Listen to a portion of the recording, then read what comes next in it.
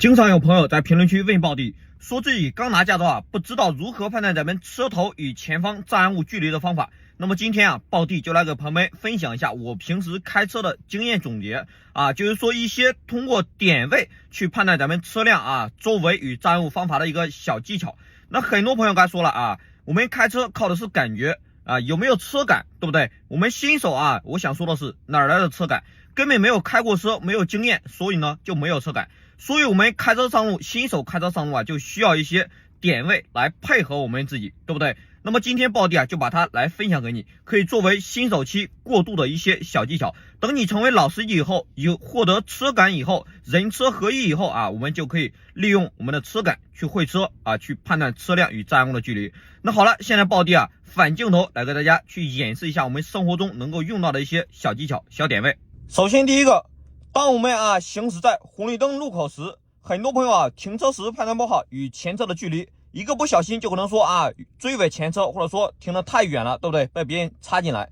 那么其实很简单，暴弟呢教大家一个非常合适的停车的点位。也就是说我们往前开的同时，大家看一下，盯住我们的引擎盖的前边缘看一下前车的两个后轮，对不对？我们慢慢的往前开，当我们这个引擎盖刚好盖住前车后轮胎时，也就是说刚好和这个前车的后半杠下沿重合时，此时我们停车大约也就是说 1.5 米左右。此时如果说前车发生了故障，我们向左或者说向右打满方向盘都可以一把拐出去，不用说再往后倒车。那么现在呢，暴弟停车给大家看一下我们车距离前车的这个距离，下车去看一下。好，朋友们来看一下这个距离我们距离前车还是非常安全的。如果说你想要出库的话，我们朝左或者说朝右打满方向都可以拐出去。现在我们回到车上去实验一下。暴弟平时给大家拍视频都是用的这个固定式的支架我们开车的时候记住不要玩手机。好，我们回到车上以后，此时我们把方向盘向左打满，我们来实验一下。好，朋友们来看一下，是不是已经安全的拐出去了呢？那如果是车头对车头，如何判断与前车的距离呢？很简单，往前开的同时，一样盯住我们引擎盖的前边缘。当我们的引擎盖刚好盖住前车车牌盖时，此时我们距离前车大约大家看一下，盖住车牌盖时，此时我们距离前车大约一样是1米左右我们此时向左或者说向右打满方向，一样可以安全的拐出去，不会说剐蹭到前车。好，安全的拐出来了，对不对？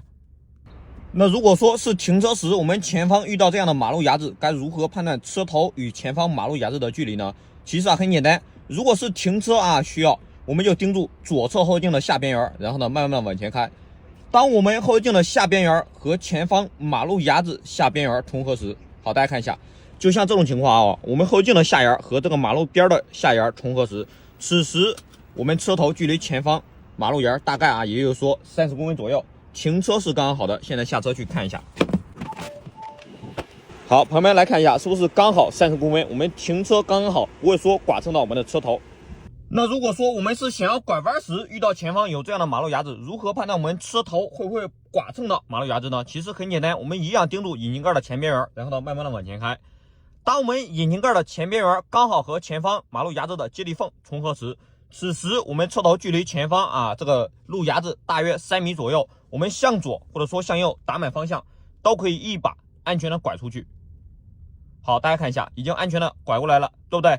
那有些朋友该说了，如果说咱们这个路没有这么宽，我们车头前方没有这么充裕的距离怎么办呢？暴弟再倒回去给大家讲解一个更加极限一点的点位。这个点位呢比如说暴弟这台车是将近 5.1 米，对不对？属于车头比较长的了。如果说你的车短于 5.1 米，都可以用到这个方法。大家看一下，就是刚才这个点位，对不对？比较宽裕的点位是我们引擎盖和前方路牙时接地缝重合时这个点位。那如果说你的路没有这么宽裕，我们可以继续往前开，盯住我们挡风玻璃左下角，然后呢慢慢的往前开。当我们刚好在左下角看到我们在挡风玻璃左侧 A 柱的夹角看到前方这个马路牙子的接地缝时，就是说此时大家看一下，这里我们就是拐弯的一个极限距离了。其实此时我们距离前方的路牙子大约在2米左右，我们向左打满方向，一样可以安全的拐出去。但是呢，拐弯的同时，我们记住啊，车速一定要慢，因为我们拐弯啊，这个拐弯时的速度会影响我们转弯时的半径。大家看一下，虽然说我们感觉车头已经压在了路岩石上，对不对？很多朋友啊，新手感觉啊，我们的车已经快要蹭到了，不敢往前开了。其实呢，我们的车啊，距离这个路岩石还有一个比较安全的距离，大约啊还有30到50公分左右。我们下车去看一下。好，朋友们来看一下，我们的右侧的车头角距离这个路岩石大约啊还有30公分左右，对不对？只要我们啊打满方向，一样可以拐出去。我们实验一下。好，我们继续往前开。大家看一下，已经安全的拐过来了，对不对？那么刚才暴弟啊给大家说的，我们第一个点位就是说引擎盖盖住这个马路牙子的边缘，对不对？这是3米左右。那如果说路没有这么宽，我们只好用这个极限的点位，也就是说啊，我们挡风玻璃左下角刚好和路岩石接地缝重合时，也就是说拐弯的最极限的一个点位了。你记住，千万不要超过这个点位，不然很有可能会剐蹭到。那如果说停车时前面有一堵墙，我们该如何判断啊我们车头与墙面的距离呢？我们先说停车的极限距离，我们一样啊看我们左侧的后视镜。好，我们往前开的同时啊，我们就盯住左侧后视镜的下边缘，然后呢慢慢的往前开。一样啊，是让我们后视镜的下沿和前方墙面的下沿重合对齐。好，就是此时大家看一下，我后视镜的下沿是不是和啊这个墙面的下沿重合对齐了呢？此时我们车头啊距离墙面大约也是30公分左右。现在呢，我们依然下车去看一下。好，朋友们来看一下这个距离啊，我们停车是不是刚刚好呢？既不会说距离这个墙面太远，而且呢又不会说剐蹭到墙面，碰到我们的车头。我们知道啊，我们如何判断车头与墙面的停车距离以后，那么我们如果说想要拐弯时前方有一堵墙，如何去判断呢？其实啊，和那个马路牙子下边缘是一样的。我们一样啊，盯住往前开的同时，我们盯住引擎盖的前边缘，然后呢慢慢的往前开。当我们引擎盖的前边缘和前方墙面的接地缝啊，也就是说这个地缝重合时，此时我们车头距离前方墙面大约3米左右。暴弟呢这次啊下车给大家看一下我们车头与墙面的这个距离。好，旁边来看一下是不是刚好3米左右呢？这个距离啊我们转弯是非常宽裕的。那如果说啊我们转弯时前方没有这么多的空余怎么办呢？就是说道路比较狭窄，那么我们继续往前开，盯住挡风玻璃左侧啊与 A 柱的这个夹角，然后呢慢慢的往前开，和刚才路岩石那个接地缝是一样的。往前开的同时，当我们在左下角刚好看到墙面的接地缝时，此时啊就是我们转弯最佳极限的一个距离了。我们如果说啊此时你再往前开，就是说我们盖住这个下沿以后，我们往前开就有剐蹭的可能性。现在呢，暴弟向右打满方向，我们来实验一下。还是那句话，转弯速度一定要慢，因为这个速度它会影响我们转弯的半径。你速度快了，它这个走的弯就大；速度小了啊，速度慢了，这走的这个弯就小。好，慢慢的转过去。怎么样，朋友们，是不是安全的转过来了呢？再有就是呢，我们平时啊在小区内开车，避免不了这种走到丁字路口，前方有一台横放的车辆，对不对？那么很多朋友啊，像这种狭窄的路口，他不知道怎么判断我们车头与前车的距离，很容易啊，比如说啊，不是啊，拐得早了容易剐蹭到车身侧面，对不对？拐得晚了容易剐蹭到车头。其实呢很简单，暴弟教大家一个方法，我们尽量啊，比如说你想要左转弯，我们尽量把车身往右多靠一些，留足够我们左侧的距离，这样我们左侧就不会说剐蹭到了。然后呢，再就是判断我们车头与前车的距离。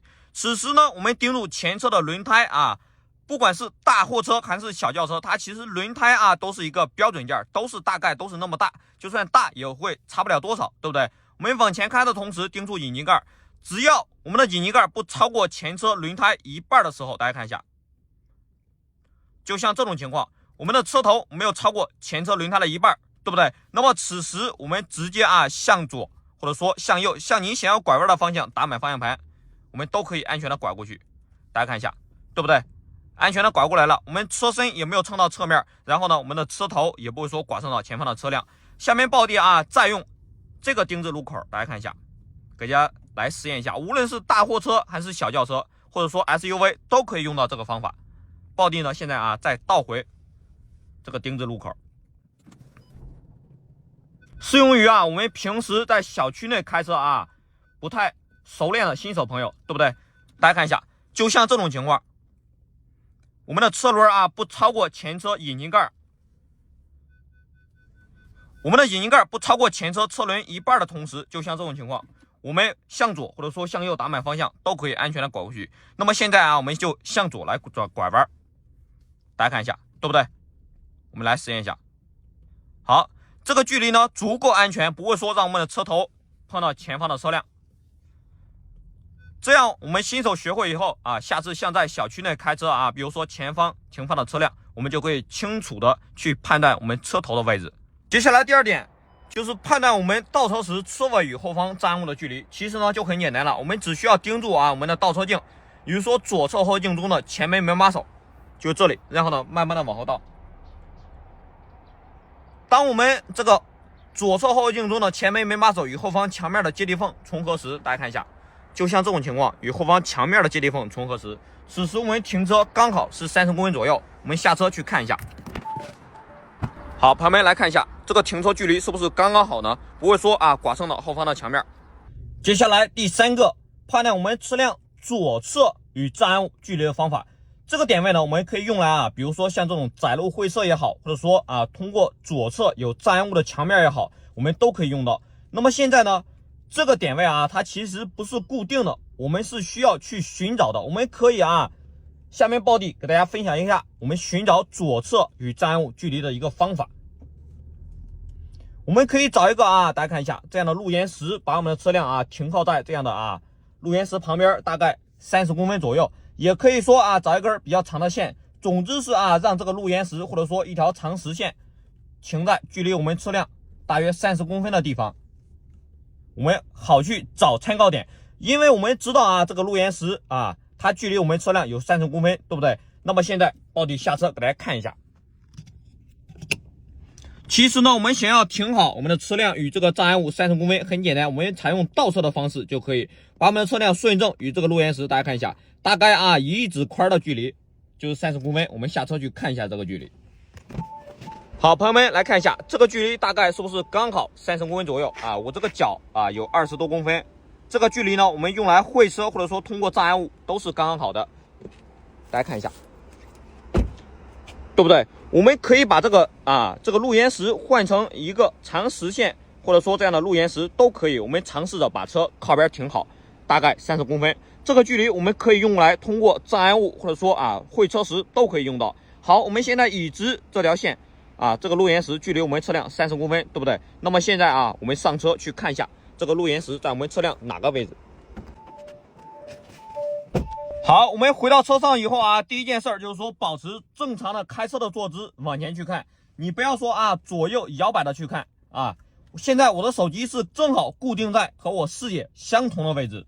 现在呢，我们看一下这个路沿石和我们车上哪个位置重合呢？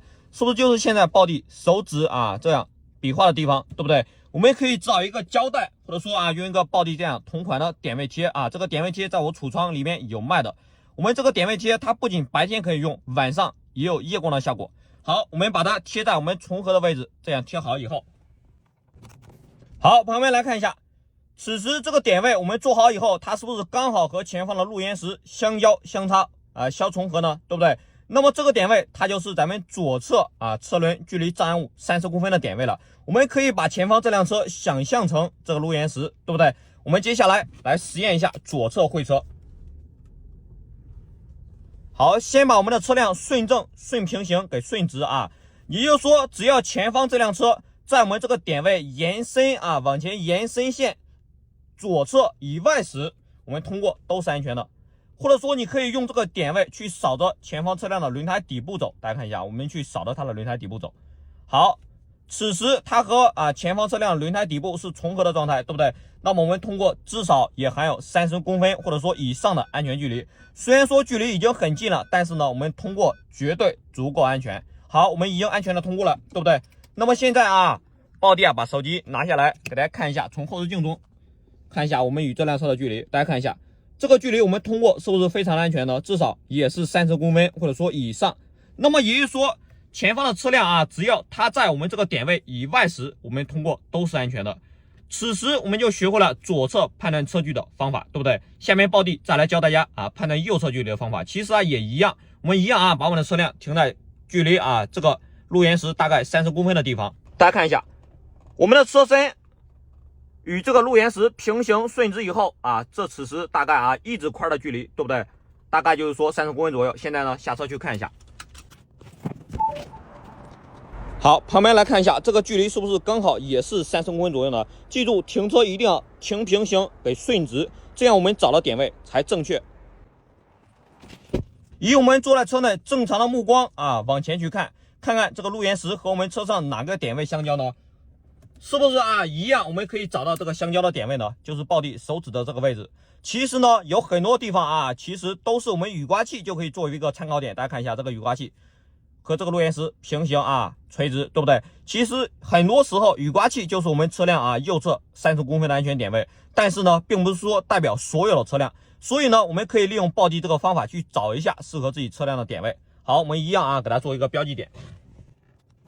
好，大家看一下这个点位，它做好以后，它是不是就是我们车辆啊右侧距离障碍物大概30公分处的位置了呢？现在暴弟啊，继续来给大家去实验一下。好，朋友们，前方啊右侧啊有一个窄路会车，对不对？那很多朋友啊他判断不好我们右侧啊与车辆的距离，就用刚才暴弟给大家找的这个点位。好，我们慢慢的往前开，只要右侧的车辆它在我们点位延长线啊以外时，那么我们通过都是安全的。我们来试着通过一下。好，我们已经安全的通过了，对不对？现在呢我们就下车啊，暴弟给大家看一下我们车辆与旁车的一个距离，会车的一个距离。好，旁边来看一下这个会车的距离是不是非常的足够安全呢？大概啊，也就是说30到40公分左右，即便说后镜突出车外，也不会说剐蹭到。怎么样，朋友们？我们刚才看到了啊，与刚才那辆车的距离是非常安全的。我们继续往前开，利用我们这个点位，我们就可以说通过窄路时啊，再也不怕我们啊剐蹭到左右车身了。其实呢，这就是我们左右啊这两个，我们知道左侧安全点和右侧安全点以后，我们结合一下，是不是就是我们车辆整体的一个宽度了呢？很多朋友啊，总是坐在车内，总是感觉啊车比路宽，坐在车内啊，总觉得路很窄，我们通过不了。其实呢，我们的车就像啊这两个点位这么宽一样，它大概就是说我们方向盘整体的一个宽度，对不对？只要你觉得方向盘能通过，那么我们通过窄路或者说线宽墩时都能通过。那么现在呢，暴弟啊找一个线宽墩来给大家实验一下，就是说把这两个点位结合一下，它就是我们车辆整体的宽度。我们先来通过这段窄路。好，大家看一下。只要啊右侧的车辆，只要左侧的车辆在这个左侧的点位以外，我们通过都是安全的。右侧的车辆在右侧这个点位以外，我们通过也是安全的。大家看一下，用这个点位扫到前车的轮胎底部走，我们都不会说剐蹭到。那么包括刚才暴弟上面给大家分享的啊车头与前车判断距离的方法，大家看一下，只要我们的车头啊不盖住前车轮胎一半时，我们拐弯都不会说剐蹭到，对不对？好，现在啊，暴弟来到了小区进出口，这边有一个线宽墩，我们用这个两个点位来实验一下。